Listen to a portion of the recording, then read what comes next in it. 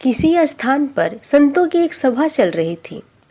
कोई एक भला आदमी एक घड़े में गंगाजल भर के वहां रखवा दिया ताकि संत जनों को जब भी प्यास लगे वो गंगाजल पी सके। संतों की सभा के बाहर एक व्यक्ति खड़ा था। उसने गंगाजल से भरे घड़े को देखा तो उसके मन में तरह तरह के विचार आने लगे। वो सोचने लगा कि अरे वाह, ये घड़ा कितना भाग्यशाली है। एक तो इसमें किसी ने पोखर का नहीं बल्कि गंगाजल भर के रखा है, और दूसरे अब यह संत जनों के काम आएगा। संतों के स्पर्श मिलेगा और संतों की सेवा का अवसर मिलेगा। ऐसी किस्मत किसी किसी की होती है, सबके भाग्य ऐसे कहाँ। घड़े ने उसके मन के भाव को पढ़ लिए थे और फिर घड़े ने बोला, बंधु, मैं तो मिट्टी के रूप में शून्य पड़ा था। मैं तो किसी काम का नहीं था।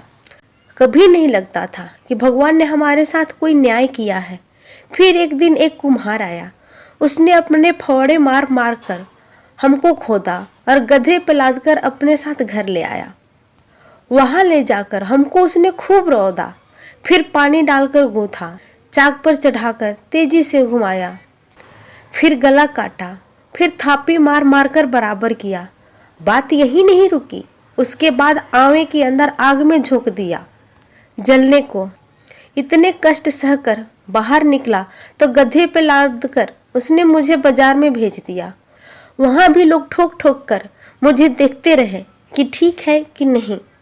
ठोकने पीटने के बाद मेरी कीमत लगाई गई, वो भी क्या, बस 20-30 रुपए।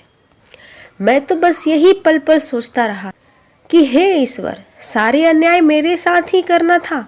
रोज एक नया कष्ट, एक नई पीड़ा देते हो। मेरे साथ क्या, बस अन्याय ही अन्याय होना लिखा है। पर ये सब ऐसे ही नहीं था। भगवान ने कृपा करने की योजना बनाई है। ये बात मुझे थोड़ी ही मालूम थी।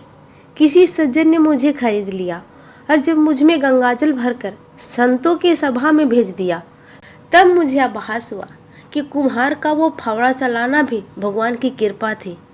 उसका वो गूंथना, वो भी भगवान की कृपा थी।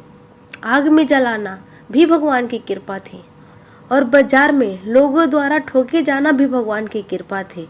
अब मालूम पड़ा कि सब भगवान की ही कृपा थी।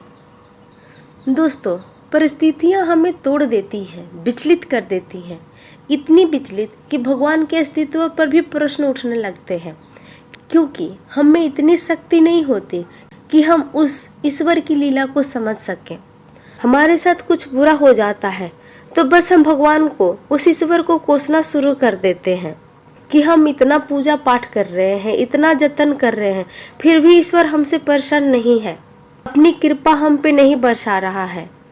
पर हृदय से और शांत मन से सोचने का प्रयास कीजिए, क्या सचमुच ऐसा है या फिर हम ईश्वर के विधान को समझ ही नहीं पा रहे हैं।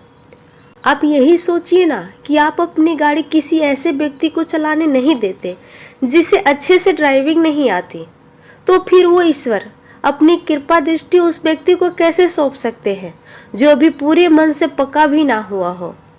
ईश्वर द्वारा ली जा रही परीक्षा की घड़ी में कभी भी अपने मन को बुरे भावों में ना भटकाएं। हमेशा उस ईश्वर पर विश्वास रखें, क्योंकि वो ईश्वर हमारे साथ कभी कुछ बुरा नहीं करता। बुरे वक्त में भी सत्य और न्याय के पथ पर चलना चाहिए।